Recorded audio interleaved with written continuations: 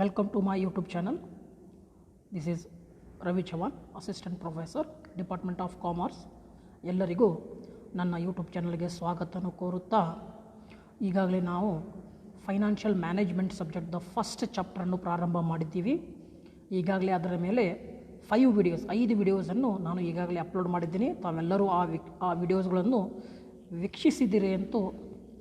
ವೀಕ್ಷಿಸಿರಬಹುದು. So ಈಗ ನಾನು sixth video ಏನಿದೆ ಅಂದರೆ ಇದರಲ್ಲಿ ನಾವು ಅಬ್ಜೆಕ್ಟಿವ್ಸನ್ನು ತಿಳ್ಕೊಳ್ಳೋಣ. ಈಗಾಗಲೇ 5th ವಿಡಿಯೋದಲ್ಲಿ ಪ್ರಾಫಿಟ್ ಮ್ಯಾಕ್ಸಿಮೈಸೇಷನ್ ಅಬ್ಜೆಕ್ಟಿವ್ ತಿಳ್ಕೊಂಡಿದ್ದೀವಿ. ಈಗ ನೆಕ್ಸ್ಟ್ ಈ ವಿಡಿಯೋದಲ್ಲಿ ನಾವೇನು ತಿಳ್ಕೊಳ್ಳೋಣ, ವೆಲ್ತ್ ಮ್ಯಾಕ್ಸಿಮೈಸೇಷನ್ ಅಬ್ಜೆಕ್ಟಿವ್. ಸೊ ಈಗಾಗಲೇ ಪ್ರೀವಿಯಸ್ ವಿಡಿಯೋಸ್ದಲ್ಲಿ definition, meaning of financial management over ಆಗಿದೆ. Next one features of financial management, it is also over. Next one functions of financial management, it is also over. So ಇವೆಲ್ಲ ಇದರ ಮೇಲೆ ಈಗಾಗಲೇ videos ಆಗಿದೆ. ಇದರ ಹಿಂದೆ ಪ್ರೀವಿಯಸ್ ವಿಡಿಯೋದಲ್ಲಿ ಅಬ್ಜೆಕ್ಟಿವ್ಸ್ ಆಫ್ ಫೈನಾನ್ಷಿಯಲ್ ಮ್ಯಾನೇಜ್ಮೆಂಟ್ ಈಗಾಗಲೇ ಓವರ್ ಆಗಿದೆ. ಅಂಡರ್ ದ್ಯಾಟ್ ಅಬ್ಜೆಕ್ಟಿವ್ದಲ್ಲಿ ಪ್ರಾಫಿಟ್ ಮ್ಯಾಕ್ಸಿಮೈಸೇಷನ್ ಅಬ್ಜೆಕ್ಟಿವ್ ಓವರ್ ಆಗಿದೆ. Under that again same argument favour of profit maximisation, argument against of profit maximisation ಇದೂ ಓವರ್ ಆಗಿದೆ. So now today we discuss wealth maximization. So wealth maximization means maximization of market value of equity shares. Wealth maximization means maximization of market value of equity share. Equity share the market value ಅಲ್ಲಿ increase ಆಗೋದು, maximum ಆಗೋದು of the company. ಇದಕ್ಕೆ ನಾವೇನಂತೀವಿ wealth maximisation. Equity shareholders are considered as the owner of the company. Equity shareholder ಏನದಾರ ರೀ, ಇವರು ಕಂಪ್ನಿದ owner ಇದ್ದಾರೆ. So their wealth is increased when market value of share is increased. ಅವ್ರ wealth increase ಆದರೆ ಅವಾಗ ಮಾರ್ಕೆಟ್ ವ್ಯಾಲ್ಯೂ ಆಫ್ ಶೇರ್ಸ್ನೂ increase ಆಗುತ್ತದೆ. ಸೊ ಇದರಲ್ಲಿ ಸಂಕ್ಷಿಪ್ತದಲ್ಲಿ ಹೇಳಬೇಕೇನೆಂದರೆ wealth maximization means maximization of market value of equity shares. Wealth maximization means equity share ಏನಿದೆಯಲ್ಲ, equity share means it is the real owner of the company. equity share the value ಏನಿದೆಯಲ್ಲ ಅದು value ಏನಾಗಬೇಕು, increase ಆಗಬೇಕು. Clearly ಅಂತಾನೆ wealth maximisation means market value of equity shares of the company. Maximise the market value of equity shares of the company. So ಏನು previous ಪಾಠದಲ್ಲಿ ಏನಾಗಿತ್ತು, ಯಾಕೆ ನಾವು ವೆಲ್ತ್ ಮ್ಯಾಕ್ಸಿಮೈಸೇಷನ್ದಲ್ಲಿ ಫೋಕಸ್ ಕೊಡತ್ತೀವಿ? ಇಲ್ಲಿ ಪ್ರೀವಿಯಸ್ದಲ್ಲಿ ಪ್ರಾಫಿಟ್ ಮ್ಯಾಕ್ಸಿಮೈಸೇಷನ್ ಫಸ್ಟ್ ಅಬ್ಜೆಕ್ಟಿವ್ ಇತ್ತು. ನಾವು second one wealth maximisation. Considering limitation of the profit maximisation, it is clear financial management should not have profit maximisation as its sole objective. Modern financial experts expect wealth maximization as the primary objective of financial management. Wealth maximization is also known as value maximization or net present worth maximization. Wealth maximization means maximization of the market value of equity shares of the company, that is shareholders. Market value of shares serve as a yardstick of performance of a company. Therefore, wealth maximization of the firm is the most appropriate objective of the financial management. Wealth means the net present worth of the firm. Wealth means the net present worth of the firm. Present worth means present value of expected future cash benefits. Present value of expected future cash benefits ascertained by applying appropriate discount rate. Ascertained by applying appropriate discount rate. Net present worth is the difference between gross present worth and the amount of capital investment required to achieve the benefits. Then objective of wealth maximization helps to resolve two problems attached with the flow of benefits. Okay, so wealth maximization is a very, very important objective of financial management. I think all of you understood it, given the clear explanation on wealth maximization. Okay, now we discuss next one, argument in favor of wealth maximization. So same way how to discuss in previous point, how to discuss in when we discuss in previous class, for example profit maximization arguments regarding favor and against, same way here we discuss arguments regarding wealth maximization, favor and against. So now we go to the first point. It is clear and unambiguous. It is clear and unambiguous. It means wealth maximization objective is very clear and precise because it takes into account the present value of future benefit arising from an investment. So it is clearly and unambiguously, since it is clearly explained what wealth refers to. Wealth maximization objective is very clear and precise because it takes into account the present value of future benefit arising from an investment project. So ಇನ್ನು ಕನ್ನಡದಲ್ಲಿ ಹೇಳಬೇಕಂದ್ರೆ ಇಲ್ಲಿ wealth ಮ್ಯಾಕ್ಸಿಮೈಸೇಷನ್ದ ಪರವಾಗಿ ಇರುವಂಥ point. ಪರವಾಗಿ ಅಂದರೆ ಏನು? ಇಲ್ಲಿ ಇರುವಂಥ ವೆಲ್ತ್ ಮ್ಯಾಕ್ಸಿಮೈಸೇಷನ್, ವೆಲ್ತ್ ಅಂದರೆ ಸಂಪತ್ತು ಹೆಚ್ಚಿಗೆ ಆಗುವುದು, ಸಂಪತ್ತು ಹೆಚ್ಚಿಗೆ ಮಾಡಿಕೊಳ್ಳೋದು. ಕಂಪ್ನಿಯಲ್ಲಿರುವಂಥ ಸಂಪತ್ತು ಹೇಗೆ ಹೆಚ್ಚಿಗೆ ಮಾಡ್ತೀರಿ? ಇಲ್ಲಿ ಇಕ್ವಿಟಿ ಷೇರುದಾರರು, ಏನು ಕಂಪ್ನಿಯ ಮೂಲ ಷೇರುದಾರರು ಇದಾರಲ್ಲ, ಅವರು ಸಂಪತ್ತು ಹೆಚ್ಚಿಗೆ ಆದರೆ ಕಂಪ್ನಿಯ ವೆಲ್ತ್ ಹೆಚ್ಚಿಗಾಗುತ್ತದೆ, ಕಂಪ್ನಿಯ ಸಂಪತ್ತು ಹೆಚ್ಚಾಗುತ್ತದೆ. ಕಂಪ್ನಿಯಲ್ಲಿರುವಂಥ ಇಕ್ವಿಟಿ ಷೇರುದಾರರ ಅದರ ಪ್ರೈಸ್ ಇನ್ಕ್ರೀಸ್ ಆದರೆ, ಇಕ್ವಿಟಿ ಷೇರಿನ ಪ್ರೈಸ್ ಇನ್ಕ್ರೀಸ್ ಆದರೆ ಏನಾಗ್ತದೆ? ಇಲ್ಲಿ ಕಂಪ್ನಿಯ ವೆಲ್ತ್ ಇನ್ಕ್ರೀಸ್ ಆಗ್ತದೆ, ಕಂಪ್ನಿಯ ಸಂಪತ್ತು ಇನ್ಕ್ರೀಸ್ ಆಗ್ತದೆ. ಅದರಲ್ಲಿ ಮೊದಲನೇ ಏನು ಹೇಳ್ತಾ ಇದ್ದಾರೆ ಅಂದರೆ ಆರ್ಗ್ಯುಮೆಂಟ್ಸ್ ಫೇವರ್ ಇದೆ. ಅದರ ಪರವಾಗಿ ಇರುವಂಥ ಆರ್ಗ್ಯುಮೆಂಟ್ಸ್ ಏನು? ಇಟ್ ಈಸ್ ಕ್ಲಿಯರ್, ಅಂದರೆ ಇದು ಕ್ಲಿಯರ್ ಆಗಿದೆ, ಇದರಲ್ಲಿ ಏನೂ ಡೌಟ್ ಇಲ್ಲ. ಏನದಂದರೆ ಕಂಪ್ನಿಯ ವೆಲ್ತ್ ಮ್ಯಾಕ್ಸಿಮಮ್ ಆಗೇಬೇಕು, ಇದೊಂದು ಕ್ಲಿಯರ್ ಆಬ್ಜೆಕ್ಟಿವ್. ಕಂಪ್ನಿಯ ಸಂಪತ್ತಿನಲ್ಲಿ ಏನಾಗಬೇಕ್ರಿ? ಹೆಚ್ಚಿಗೆ ಆಗೇಬೇಕು. Is very clear and precise because it takes into account to present value of future benefit arising from the investment. ಯಾಕೆ ಕ್ಲಿಯರ್ ಇದೆ ಅಂದರೆ ಏನು ಕಂಪ್ನಿಯಲ್ಲಿ ಇರುವಂಥ ಪ್ರೆಸೆಂಟ್ ವ್ಯಾಲ್ಯೂ ಏನಿದೆ, ಕಂಪ್ನಿಯಲ್ಲಿ ಇರುವಂಥ ಪ್ರೆಸೆಂಟ್ ವ್ಯಾಲ್ಯೂ ಏನಿದೆಯಲ್ಲ, ಅದನ್ನು ನಾವು ಫ್ಯೂಚರ್ ಬೆನಿಫಿಟ್ದಲ್ಲಿ ಎಷ್ಟು ಬರಬಹುದು, ಪ್ರೆಸೆಂಟ್ದಲ್ಲಿರುವಂಥ ಇನ್ವೆಸ್ಟ್ಮೆಂಟನ್ನು ನಾವೇನು ಇನ್ವೆಸ್ಟ್ ಮಾಡಿರ್ತೀರಿ ಅದು ಫ್ಯೂಚರ್ದಲ್ಲಿ ಎಷ್ಟು ಬೆನಿಫಿಟ್ ಕೊಡಬಹುದು, ಇದರಿಂದ ನಾವು ತಿಳ್ಕೊಬಹುದು. ಸೊ ಆದ ಕಾರಣ ಇದು ಕ್ಲಿಯರ್ ಆಗಿದೆ, ಅನ್ಅಂಬಿಜಿಯಸ್ ಆಗಿದೆ ಅಂತ ಹೇಳ್ತಾರೆ. So next one, time value of money. So time value of money means it considering the time value of money by using the discount factor. It consider the time value of money by using the discounting factor or discounting techniques and provides measurement units wealth in terms of shares price. It is well expected fact that amount received today has more value than amount received after some time. Okay, I think all of you understood. So once again explain, time value money is considering the time value of money by using the discounting factor or discounting techniques.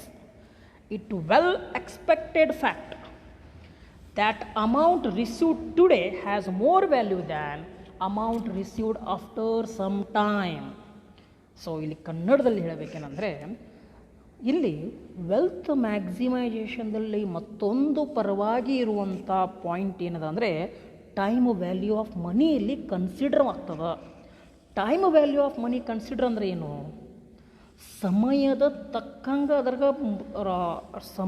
ತಕ್ಕಂಗೆ ಹಣದ ಬೆಲೆ ಅಥವಾ ಹಣದ value. ಎಲ್ಲಿ ಇವತ್ತು ನೀವೇನು ಹಣವನ್ನು ಸ್ವೀಕಾರ ಮಾಡ್ತಾ ಇದ್ದೀರಿ ಅದೇ ಹಣವನ್ನು ಕೆಲವೊಂದು ದಿವಸ ಬಿಟ್ಟು ಸ್ವೀಕಾರ ಮಾಡಿದ್ರೆ ಅದರ ಬೆಲೆ ಅಷ್ಟು ಇರುವುದಿಲ್ಲ, ಅದರ ಬೆಲೆ ಕಡಿಮೆ ಆಗಿರ್ತದೆ. ಅದರ ಅರ್ಥ ಏನು? ಇವತ್ತು ನಿಮಗೆ 100 ರೂಪಾಯಿ ಬರ್ತಾ ಇದೆ, 100 ರೂಪಾಯಿ ನಿಮಗೆ ಎಲ್ಲಿಂದ ಒಂದು ಪ್ರಾಫಿಟ್ ಬರ್ತಾ ಇದೆ. ಅದೇ 100 ರೂಪಾಯಿ ಪ್ರಾಫಿಟ್, ಇವತ್ತು ಬರುವಂಥ 100 ರೂಪಾಯಿ ಪ್ರಾಫಿಟ್, ಅದೇ 100 ರೂಪಾಯಿ ನೀವು ಒಂದು 10 ವರ್ಷ ಬಿಟ್ಟು ತೊಗೊಂಡ್ರೆ ಆ 100 ರೂಪಾಯಿ ವ್ಯಾಲ್ಯೂ ಕಡಿಮೆ ಆಗಿರ್ತದೆ. ಸರ್ ಇದು ತಿಳಿದಿಲ್ಲ ಅಂದರೆ ಏನು? ಇವತ್ತು 100 ರೂಪಾಯಿ ಬಂದರೆ ನೀವು 100 ರೂಪಾಯಿದಲ್ಲಿ ಏನು ಬೇಕಾದರೂ ಖರೀದಿ ಮಾಡಬಹುದು. 100 ರೂಪಾಯಿದಲ್ಲಿ ಬರುವಂಥ ಏನು ಕ್ವಾಂಟಿಟಿ ಏನು ಬರ್ತದೆ, ಆ ಕ್ವಾಂಟಿಟಿ ಕ್ವಾಲಿಟಿ ಏನು ಬರ್ತಾ ಇದೆ 100 ರೂಪಾಯಲ್ಲಿ ಏನು ಖರೀದಿ ಮಾಡ್ತಾಯಿದ್ರಿ, ಅದೇ 100 ರೂಪಾಯಿ 10 ವರ್ಷ ಬಿಟ್ಟು ಏನು ತೊಗೋತಾ ಇದ್ರಿ ಅಷ್ಟು ಬರುವಂಥ ಕ್ವಾಂಟಿಟಿ ಅಷ್ಟು ನಿಮಗೆ ಸಿಗೋದಿಲ್ಲ. ಅದರ ವ್ಯಾಲ್ಯೂ ಏನಾಗಿರ್ತದೆ ರೀ? ಕಡಿಮೆ ಆಗಿರ್ತದೆ. ನಾವು ಸಹಜವಾಗಿ ತಿಳ್ಕೊಂಡಿರ್ಬೋದು. ನಿಮ್ಮ ಮನೆಯಲ್ಲಿ ಹಿರಿಯರು ಮಾತಾಡ್ತಿರ್ತಾರೆ, ನಾವು ಮೊದಲೇ 10 ರೂಪಾಯಿ ನಾವು ಮಾರ್ಕೆಟ್ಗೆ ಹೋಯಿದ್ರೆ ಅದರಲ್ಲಿ ಒಂದು ನಾವು ಕೈ ಚೀಲ ತುಂಬೆ ಕಾಯಿಪಲ್ಯ ಬರ್ತಿತ್ತು. ಅದೇ 10 ರೂಪಾಯಿ ಇವತ್ತು ನಾವು ಮಾರ್ಕೆಟ್ಗೆ ಹೋಯಿದ್ರೆ 10 ರೂಪಾಯಿಗೆ ಎಷ್ಟು ಬರ್ತದೆ ರೀ? ಏನೂ ಬರಲ್ಲ, ಒಂದು ಕೊತ್ತಂಬರಿ ಸೂಡು ಬರ್ತದೆ ಬರೀ ನಿಮಗೆ. ಸೊ ಇಲ್ಲಿ ಹೇಳೋದೇನೆಂದರೆ ಮನಿಯ ಟೈಮ್ ವ್ಯಾಲ್ಯೂ ಏನಿದೆ, ಮನಿದೇನು ಟೈಮ್ ವ್ಯಾಲ್ಯೂ. ಫಾರ್ ಎಕ್ಸಾಂಪಲ್ ಮನಿ ಇವತ್ತು ನೀವು ಏನು ಪಡ್ಕೋತಾ ಇದ್ರಿ ಇದಕ್ಕೆ ಹೆಚ್ಚಿಗೆ ವ್ಯಾಲ್ಯೂ ಇದೆ. ಅದೇ ಮನಿ ನೀವು ಏನು ಸೇಮ್ ವ್ಯಾಲ್ಯೂ ಆಫ್ ಮನಿ ನೀವು ಫ್ಯೂಚರ್ದಲ್ಲಿ ಪಡ್ಕೋತಾ ಇದ್ದರೆ ಅದಕ್ಕೆ ವ್ಯಾಲ್ಯೂ ಕಡಿಮೆ ಆಗಿರ್ತದೆ. ಸೊ ಈ ಟೈಮ್ ವ್ಯಾಲ್ಯೂ ಆಫ್ ಮನಿ ಇಲ್ಲಿ ಕನ್ಸಿಡರ್ ಆಗ್ತದೆ. ಎಲ್ಲಿ ಕನ್ಸಿಡರ್ ಆಗ್ತದೆ? ವೆಲ್ತದಲ್ಲಿ. I think understood. ಸೊ ನಾವ್ we move to the next point, quality benefits. Quality benefit means, ಇಲ್ಲಿ quality benefit means if the benefits to be received definite, the quality is said to be high and valued is more. So quality benefit is the quality of benefit refers to the certainty with which the benefits are expected to be received in future. If the benefits to be received definite, the quality is said to be high and valued more. On the other hand, if there is no certainty with regards to the receipt of expected benefits, it is valued less because of high degree of risk involved therein. Okay, so in Kannada ಇಲ್ಲಿ ಏನು ಹೇಳ್ತಾನಂದರೆ quality benefit ಅಂದರೆ ಏನು? Quality benefit ಅಂದರೆ ನಿಮಗಿಲ್ಲಿ ಒಂದು ಉನ್ನತವಾದಂಥ ಗುಣಮಟ್ಟವಾದಂಥ ಆದಾಯ ಇಲ್ಲಿ ನಮಗೆ ಸಿಗ್ತದೆ ರೀ. ಎಲ್ಲಿಂದ್ರಿ? ವೆಲ್ತ್ ಮ್ಯಾಕ್ಸಿಮೈಸೇಷನ್ದ ಗುಣಮಟ್ಟವಾದಂಥ ಆದಾಯ ನೀವು ಇಲ್ಲಿ ಸಿಗ್ತದೆ ರೀ. ಹೇಗೆ? ವೆಲ್ತ್ ಮ್ಯಾಕ್ಸಿಮೈಸೇಷನ್ ಆಗೋದರಿಂದ ನಿಮಗೆ ಡೆಫಿನೇಟ್ ಆಗಿ ಮತ್ತು ಗುಣಮಟ್ಟವಾದಂಥ ಮತ್ತು ಹೈ ವ್ಯಾಲ್ಯೂದಲ್ಲಿ ಮತ್ತು ಮೋರ್ ವ್ಯಾಲ್ಯೂದಲ್ಲಿ ಅತಿ ಹೆಚ್ಚಾದಂಥ ಹೈ ಡಿಗ್ರಿಯಲ್ಲಿ ನಿಮಗೆ ಏನು ಸಿಗ್ಬೋದಲ್ಲಿ ಬೆನಿಫಿಟ್ ಸಿಗ್ತದೆ. ಸೊ ಆದ ಕಾರಣ ಇದು ನಮಗೆ ವೆಲ್ತ್ ಮ್ಯಾಕ್ಸಿಮೈಸೇಷನ್ ನಾವಿಲ್ಲಿ ಪರವಾಗಿ ಇರುವಂಥ ಪಾಯಿಂಟನ್ನು ಇಲ್ಲಿ ಮಂಡನೆ ಮಾಡಿದ್ದೀನಿ. ಮೊದಲನೇ ಪಾಯಿಂಟ್ ಏನಿದೆ, ಇಟ್ ಈಸ್ ಕ್ಲಿಯರ್ ಆಗಿದೆ. ಎರಡನೇದು time value of money accept ಮಾಡ್ತಾರೆ. ಮೂರನೇದು ಕ್ವಾಲಿಟಿ ಬೆನಿಫಿಟ್ ಕೊಡ್ತದೆ. So I think all of you understood. ನಾವು we move to the next point. It achieves other objective, correct? It achieves other objective. With the help of wealth maximization, we can achieve other objectives. So, other objective means which one? Such as a maximization of sales. With the help of wealth maximization, we can maximize our sales. We can expansion our market. We can develop our market. We can develop our business. So, with the help of wealth maximization, such type of objectives we can achieve. So in Kannada, or once again in explanation in English, it helps in achieve other objectives. This objective helps the management in achieving their objectives such as maximization of sales, development of business, expansion of business, okay, expansion of market. So such like with the help of wealth maximization, we can achieve other objectives. Now we move to the ಇಲ್ಲಿ wealth ಮ್ಯಾಕ್ಸಿಮೈಸೇಷನ್ದಿಂದ ಕನ್ನಡದಲ್ಲಿ ಹೇಳಬೇಕು, wealth ಮ್ಯಾಕ್ಸಿಮೈಸೇಷನ್ದಿಂದ ನಾವು ಇನ್ನಿತರ ಉದ್ದೇಶಗಳನ್ನು ನಾವು ಸಾಧಿಸಬಹುದು. ಇನ್ನಿತರ ಉದ್ದೇಶಗಳು ಅಂದರೆ ಯಾವುವು? ಫಾರ್ ಎಕ್ಸಾಂಪಲ್, ನಿಮ್ಮ ಮಾರ್ಕೆಟ್ದಲ್ಲಿ ಸೇಲ್ ಹೆಚ್ಚಾಗಬಹುದು, ನಿಮ್ಮ ಬಿಸ್ನೆಸ್ ಅಭಿವೃದ್ಧಿಗೊಳ್ಳಬಹುದು, ನಿಮ್ಮ ಬಿಸ್ನೆಸ್ ಎಕ್ಸ್ಪಾಂಡ್ ಆಗ್ಬೋದು, ಅತಿ ಹೆಚ್ಚದಲ್ಲಿ ಬಿಸ್ನೆಸ್ ಮತ್ತು ಬೆಳೆಯಬಹುದು. ಇನ್ನಿತರ ಉದ್ದೇಶಗಳನ್ನು ನೀವು ಇಲ್ಲಿ ಸಾಧಿಸಬಹುದು. ಇದರಿಂದ ಸಂಪತ್ತನ್ನು ಹೆಚ್ಚಿಗೆ ಮಾಡುವುದರಿಂದ ಇನ್ನಿತರ ಉದ್ದೇಶಗಳನ್ನು ನೀವು ಸಾಧಿಸಬಹುದು. ನಾವು ಈ ಮೂಟದ argument against of wealth maximisation, argument against of wealth ಈಗ ನಾವು ಇಲ್ಲಿ ಪರವಾಗಿ ಇದ್ದಂಥ ಪಾಯಿಂಟ್ಸ್ ನೋಡಿದ್ದೀವಿ. ಈಗ ಅದರ ವಿರುದ್ಧವಾಗಿ ಇರುವಂಥ ಪಾಯಿಂಟ್ಸನ್ನು ನಾವು ಇಲ್ಲಿ ನೋಡ್ತಾ ಇದ್ದೀವಿ. ವಿರುದ್ಧವಾಗಿ ಫಸ್ಟ್ ಒನ್ ಇದೆ, ignore firm wealth. Ignore firm wealth. So ignore firm wealth ಅಂದರೆ ಏನು? ಇಲ್ಲಿ ಫರ್ಮ್ದಲ್ಲಿ ಆಗುವಂಥ ಸಂಪತ್ತನ್ನು ನಾವೇನು ಮಾಡ್ತೀವಿ? ಇಗ್ನೋರ್ ಮಾಡ್ತೀವಿ. ಅದಕ್ಕೆ ನಾವು ತಿರಸ್ಕಾರ ಅಥವಾ ಇಗ್ನೋರ್ ಮಾಡ್ತೀವಿ. ಇಗ್ನೋರ್ ಅಂದರೆ ಯಾವ ರೀತಿ, ಯಾಕೆ ಹೀಗಾಗ್ತಾ ಇದೆ? ಯಾಕಂದರೆ most of the shares are held by few peoples. Most of the shares held by the few peoples. ಇದರ ಅರ್ಥ ಏನಂದರೆ ಮನೆಯವರೇ, ಫ್ಯಾಮಿಲಿ ಮೆಂಬರ್ಸೇ ಶೇರ್ಸ್ ತೊಗೊಂಡಿರ್ತಾರೆ. ಅತಿ ಹೆಚ್ಚು ಪ್ರಮಾಣದಲ್ಲಿ ಕಂಪ್ನಿಯಲ್ಲಿ ಒಂದು 100% ಶೇರ್ ಇತ್ತಂದರೆ ಮ್ಯಾಕ್ಸಿಮಮ್ 50% ಅಬವ್ ಶೇರ್ಸ್ ಮನೆಯವರೇ ತೊಗೊಂಡಿರ್ತಾರೆ. ಆದ್ದರಿಂದ ಅಥವಾ ಕೆಲವೊಬ್ಬರೇ ತೊಗೊಂಡಿರ್ತಾರೆ, ಕೆಲವೊಬ್ಬರೇ ಫ್ಯೂ ಪೀಪಲ್ಸೇ ತೊಗೊಂಡಿರ್ತಾರೆ. ಆದ್ದರಿಂದ ಅವರು ಮಾತ್ರ ಡೆವಲಪ್ ಆಗ್ತಾರೆ ವಿನಃ ಕಂಪ್ನಿ ಡೆವಲಪ್ ಆಗಲ್ಲ. ಯಾಕಂದರೆ ಇಲ್ಲಿ ನಾವು ಏನಂತಿದ್ದೀವಿ, ಕಂಪ್ನಿಯ ಶೇರ್ ಇನ್ಕ್ರೀಸ್ ಆದರೆ ಕಂಪ್ನಿಯ ಸಂಪತ್ತು ಇನ್ಕ್ರೀಸ್ ಆಗ್ತದೆ. ಖರೆ ಇಲ್ಲಿ ಕೆಲವೊಬ್ಬರೇ ಶೇರ್ಸ್ ತೊಗೊಂಡ್ರೆ ಅವ್ರೇನು ಮಾಡ್ತಾರೆ, ಕಂಪ್ನಿಯ ಫರ್ಮ್ ಆಗುವಂಥ ಡೆವಲಪ್ ಆಗಿರ್ಬೋದು, ವೆಲ್ತ್ ಮ್ಯಾಕ್ಸಿಮೈಸ್ ಆಗಿರ್ಬೋದು, ಏನು ಮಾಡ್ತಾರೆ, ಇಗ್ನೋರ್ ಮಾಡಿಬಿಡ್ತಾರೆ. I think all of you understood. ಏನಿದರ ಅರ್ಥ ತಿಳಿದಿರ್ಬೋದು.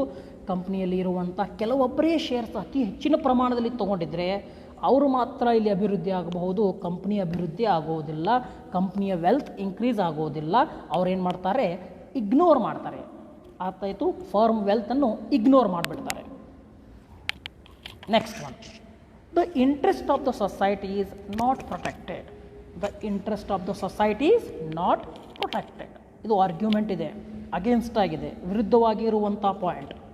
ಇದರ ವಿರುದ್ಧವಾಗಿ ವೆಲ್ತ್ ಮ್ಯಾಕ್ಸಿಮೈಸೇಷನ್. ವೆಲ್ತ್ ಮ್ಯಾಕ್ಸಿಮೈಸೇಷನ್ ಅಂದರೆ ಕಂಪ್ನಿಯ ಸಂಪತ್ತನ್ನು ಇನ್ಕ್ರೀಸ್ ಆದರೆ, ಕಂಪ್ನಿಯ ಸಂಪತ್ತನ್ನು ಮ್ಯಾಕ್ಸಿಮಮ್ ಆದರೆ ಏನಾಗಬಹುದು, ವಿರುದ್ಧವಾಗಿರುವಂಥ ಕೆಲವೊಂದು ಪಾಯಿಂಟ್ಸ್ ಇಲ್ಲಿ ಬರ್ತಾ ಇದೆ. ಎರಡನೇ ಪಾಯಿಂಟ್ಸ್ ಏನಿದೆ, ಸೊಸೈಟಿಯ ಇಂಟ್ರೆಸ್ಟ್ ಏನಿತ್ತು, interest of the society is not protected. ಅಂದರೆ ಏನು ಸೊಸೈಟಿ ಏನಿದೆ, ನಮ್ಮ ಸಮಾಜ ಏನಿದೆ, ಸಮಾಜದ ಕಾಳಜಿ ಇರೋದಿಲ್ಲ. ಸಮಾಜದ ಒಂದು ಏನು ನಾವು ಇಂಟ್ರೆಸ್ಟ್ ಏನಿದೆ ಅದು ನಾವು ಕಾಪಾಡಿಕೊಂಡು ಹೋಗೋದಿಲ್ಲ. ಅಂದರೆ the aim of maximisation of only shareholders wealth and not the society. ಇಲ್ಲಿ ಏನಾಗಿರ್ತದೆ, ಕಂಪ್ನಿಯ ಮತ್ತು ಷೇರುದಾರರ ವೆಲ್ತನ್ನು ಮಾತ್ರ ಹೆಚ್ಚಿಗೆ ಮಾಡುವ ನಾವಿಲ್ಲಿ ಪ್ರಯತ್ನ ಪಡ್ತೀವಿ ವಿನಃ ಸೊಸೈಟಿ ಬಗ್ಗೆ ಯಾವುದೇ ನಾವು ಕಾಳಜಿ ಮಾಡುವುದಿಲ್ಲ. ಅಂದರೆ ಏನು, ಕಂಪ್ನಿಯ ವೆಲ್ತ್ ಅಥವಾ ಷೇರುದಾರರ ವೆಲ್ತ್ ನಾವು ಹೆಚ್ಚಿಗೆ ಮಾಡುವ ಪ್ರಯತ್ನ ಮಾಡ್ತೀವಿ. We are totally concentration are our aim is to maximise the only shareholders wealth, not the society and not the society. So ಇಲ್ಲಿ ಕಂಪ್ನಿಯ ಮತ್ತು ಅಥವಾ ನಮ್ಮ ಷೇರುದಾರರ ವೆಲ್ತ್ ಸಂಪತ್ತನ್ನು ಇನ್ಕ್ರೀಸ್ ಮಾಡೋ ಪ್ರಯತ್ನ ಮಾಡ್ತೀವಿ. ಸೊಸೈಟಿಗೆ ನಾವೇನು ಮಾಡ್ತೀವಿ, ಸಮಾಜಕ್ಕೆ ನಾವೇನು ಮಾಡ್ತೀವಿ, ನೆಗ್ಲೆಕ್ಟ್ ಮಾಡ್ತೀವಿ. ಅಲ್ಲಿ ನಾವು ಸಮಾಜ ಬಗ್ಗೆ ಯಾವುದೇ ಕಾಳಜಿ ತೋರಿಸಲ್ಲ. ಓಕೆ, ಸೊ ಸಮಾಜಕ್ಕೆ ಇಲ್ಲಿ ಇದು ಒಂದು ವಿರುದ್ಧ ಪಾಯಿಂಟ್ ಆಗಿಬಿಡ್ತದೆ, ಅಗೇನ್ಸ್ಟ್ ಪಾಯಿಂಟ್ ಆಗಿಬಿಡ್ತದೆ. ನಾವು we move to the next point, bad business practice. So bad business practice means wealth maximization may leads to unfair practice. Correct. ಇಲ್ಲಿ ವೆಲ್ತ್ ನೋಡೋಕೆ ಹೋಗಿ ನಾವೇನು ಮಾಡ್ತೀವಿ, ಕೆಲವೊಂದು ಅನ್ಫೇರ್ ಪ್ರಾಕ್ಟೀಸ್ದಲ್ಲಿ ನಾವು ನಮ್ಮನ್ನು ಅದರಲ್ಲಿ ತೊಡಗಿಸ್ತೀವಿ. ಅಂದರೆ we are doing the business ethically ಅಲ್ಲ, ಅನ್ಎಥಿಕಲಿ. ಎಥಿಕ್ಸ್ ಇರಲಾರ್ದೇ ಬಿಸ್ನೆಸ್ ಮಾಡ್ತೀವಿ.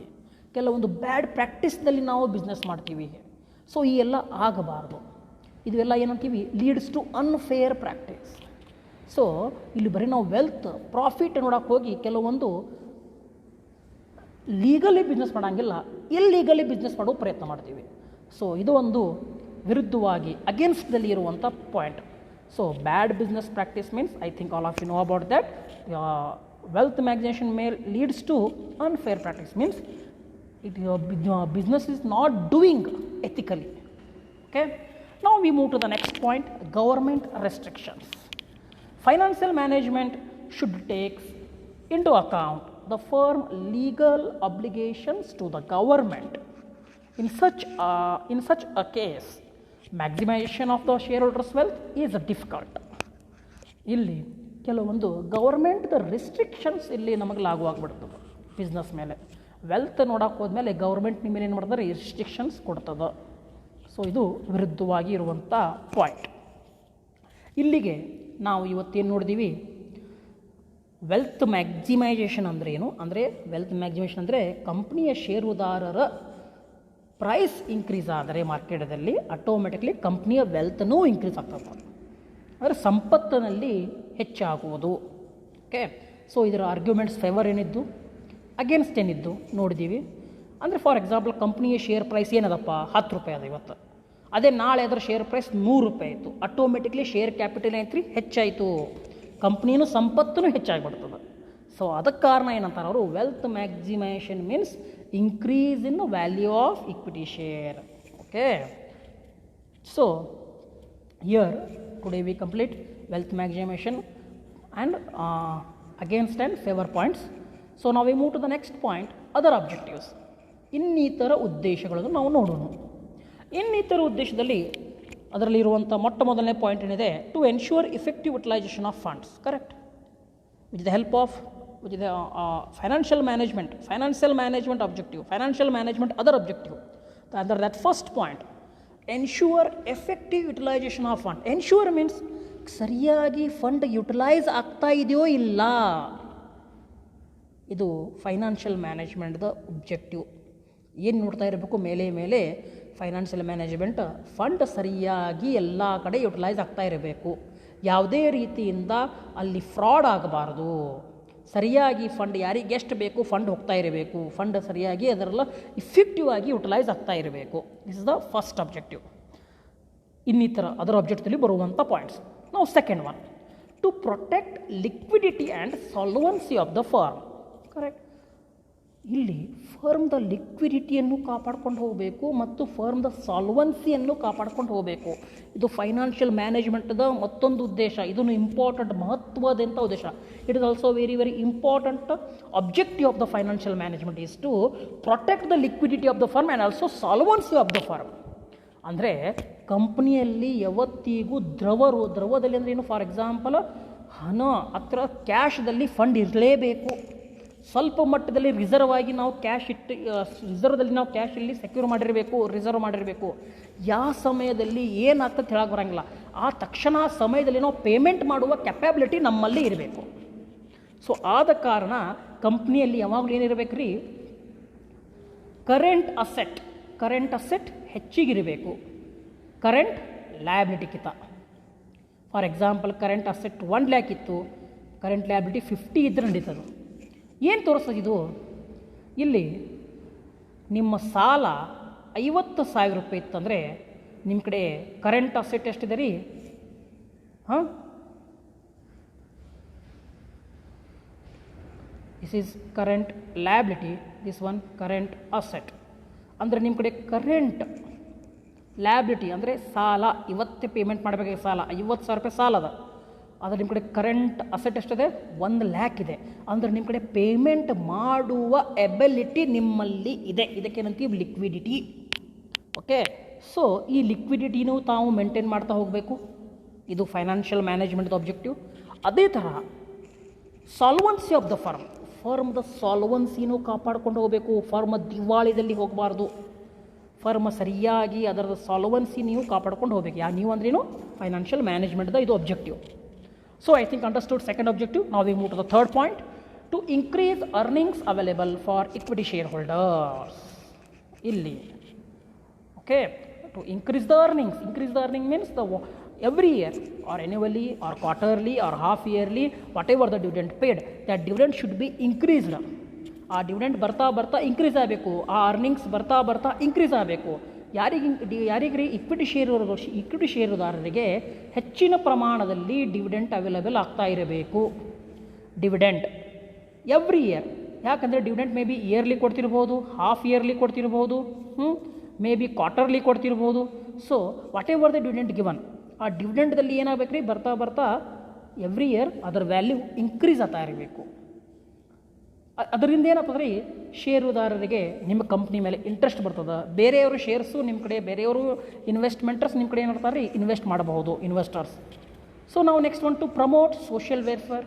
ಕರೆಕ್ಟ್, ಕಂಪ್ನಿ ಏನು ಮಾಡ್ತಾ ಇರಬೇಕು, ಅದೇ ತರಹ ಸೋಷಿಯಲ್ ವೆಲ್ಫೇರು ಮಾಡ್ತಾ ಇರಬೇಕು. ಸಾಮಾಜಿಕ ಕಾಳಜಿ ತಮ್ಮಲ್ಲಿ ಕಂಪ್ನಿಯಲ್ಲಿ ಇರಬೇಕು. ಓಕೆ, ಇದು ಏನು ಫೋರ್ತ್ ಅಬ್ಜೆಕ್ಟಿವ್. ಸಮಾಜ ಬಗ್ಗೆ ಕಾಳಜಿ ಅಂದರೆ ಏನು, ನೀವು ಪ್ರದೂಷಣ ಆಗಿರ್ಬೋದು, ಎನ್ವೈರನ್ಮೆಂಟ್ ಆಗಿರ್ಬೋದು, ಅಥವಾ ಇನ್ನಿತರ ತಮಗೆಲ್ಲರೂ ಗೊತ್ತೇ ಇದೆ. ಟೋಟಲ್ ಸಮಾಜದಲ್ಲಿ ಒಳ್ಳೆಯತನ ಮೂಡಿಸಬೇಕು, ಅಥವಾ ಏನಾದರೂ ಒಂದು ಸಮಾಜದ ಬಗ್ಗೆ ಒಂದು ಕೊಡುಗೆ ಕಂಪ್ನಿಯಿಂದ ಇರಬೇಕು. ಓಕೆ, ನಾವು next one to build sufficient reserve for financing. Okay, ಕಂಪ್ನಿಯಲ್ಲಿ ಮತ್ತೆ ಸಫಿಷಿಯಂಟ್ ರಿಸರ್ವ್ ಮೇಂಟೈನ್ ಮಾಡಬೇಕು. ರಿಸರ್ವದಲ್ಲಿ ಕೊರತೆ ಇರಬಾರದು. The company should be maintain the financial management other objective is to maintain the sufficient reserve. So it will help for the any uncertainty, that future is uncertain, anything will be happen. So that purpose the company should maintain sufficient reserve. Okay, ಇಲ್ಲಿ ಏನಿದೆ future ಏನಿದೆ, ನಾವು future ನೋಡಿಲ್ಲ, ಏನು ಬೇಕಾದಾಗ್ಬೋದು. ನೋಡ್ರಿ, ನಾವು ಯಾವುದೇ ರೀತಿಯಿಂದ ನಾವು ವಿದಿನ್ ಕನಸಲ್ಲಿ ಕಂಡಿದ್ದಿಲ್ಲ ಈ ರೀತಿ ಕೊರೋನಾ ಬರ್ತದ, ಈ ರೀತಿ ಏನಾದರೂ ಒಂದು ಡಿಫ್ರೆಂಟ್ ಸಿಚುವೇಶನ್ ರೈಸ್ ಆಗ್ಬೋದು, ಈ ರೀತಿ ಸಿಚುವೇಶನ್ ರೈಸ್ ಆಗ್ಬೋದು. ನೋಡಿರ್ಬೋದು ಎಕನಾಮಿಕ್ ಎಷ್ಟು ಡಿಕ್ರೀಸ್ ಆಗಿದೆ, ಕಾರಣ ಇದೆ. ಸೊ ಈ ರೀತಿ ಸಿಚುವೇಶನ್ ಬಂದಾಗ ಕಂಪ್ನಿಯಲ್ಲಿ ಈ ಇದ್ದಂಥ ರಿಸರ್ವ್ನೇ ಕಂಪ್ನಿಗೆ ಕಾಪಾಡ್ಕೊಂಡು ಹೋಗ್ತದೆ. ಈ ಕೊರೋನಾ ಅಂಥ ಸಿಚುವೇಶನ್ ಬಂದಾಗ ಕಂಪ್ನಿ ಏನಾದರೂ ರಿಸರ್ವ್ ಮೇಂಟೈನ್ ಮಾಡಿದರೆ ಈ ಸಮಯದಲ್ಲಿ ಅವರಿಗೆ ಯೂಸ್ ಆಗ್ತದೆ. ಸೊ ಆದ ಕಾರಣ ಕಂಪ್ನಿ ಏನು ಮಾಡಬೇಕ್ರಿ, ಯಾವಾಗಲೂ ಫೈನಾನ್ಷಿಯಲ್ ಮ್ಯಾನೇಜ್ಮೆಂಟ್ ಸಲಹೆ ಕೊಡ್ತದೆ, ರಿಸರ್ವ್ ಮೇಂಟೈನ್ ಮಾಡಿರಿ. Okay, so I think today we discuss which point, wealth maximisation. Wealth ಮ್ಯಾಕ್ಸಿಮೈಸೇಷನಲ್ಲಿ ಯಾವುದು ರೀ, ಫೇವರ್, ಅಗೇನ್ಸ್ಟ್ ಪಾಯಿಂಟ್ ಮತ್ತು ಯಾವುದು ರೀ ಅದರ್ ಅಬ್ಜೆಕ್ಟಿವ್. ಇವೆಲ್ಲ ನಾವು ಇವತ್ತು ಡಿಸ್ಕಸ್ ಮಾಡಿದ್ದೀವಿ. Totally we discuss wealth maximisation, objectives of financial management, under that wealth maximization and other objectives. So now objectives of financial management is over. So if you have any doubt you can comment, YouTube dalli comment ಮಾಡಿ, or WhatsApp dalli comment ಮಾಡಬಹುದು, group ಇದೆ. So ಇಲ್ಲಿಗೆ financial ಮ್ಯಾನೇಜ್ಮೆಂಟ್ದ ಉದ್ದೇಶಗಳು ಮುಗಿದು. So next ಕ್ಲಾಸ್ದಲ್ಲಿ ನಾನು next point ತೊಗೊಂಡು ನಾನು ಬರ್ತಾಯಿದ್ದೀನಿ next video. So ಯಾವುದೋ ವಿಡಿಯೋ ಮಿಸ್ ಮಾಡಬೇಡ್ರಿ, ಎಲ್ಲ ವಿಡಿಯೋಗಳನ್ನು ವೀಕ್ಷಿಸಿ.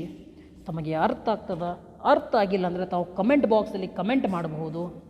ಸೊ ಮತ್ತೊಂದು ಇಂಪಾರ್ಟೆಂಟ್ ನೋಟಿಸ್ ಏನಂದರೆ, ತಾವೆಲ್ಲರೂ ವಿಡಿಯೋ ನನ್ನ ಚಾನಲ್ಗೆ ಸಬ್ಸ್ಕ್ರೈಬ್ ಆಗಿ. ಓಕೆ, ಸೊ ನಾವು ಇಲ್ಲಿ ವಿಡಿಯೋನ ಮುಗಿಸ್ತಾ ಇದ್ದೀನಿ. ಸೊ ಎಲ್ಲರಿಗೂ ಧನ್ಯವಾದ ತಾವು ವಿಡಿಯೋ ವೀಕ್ಷಿಸಿದ್ದಕ್ಕೆ.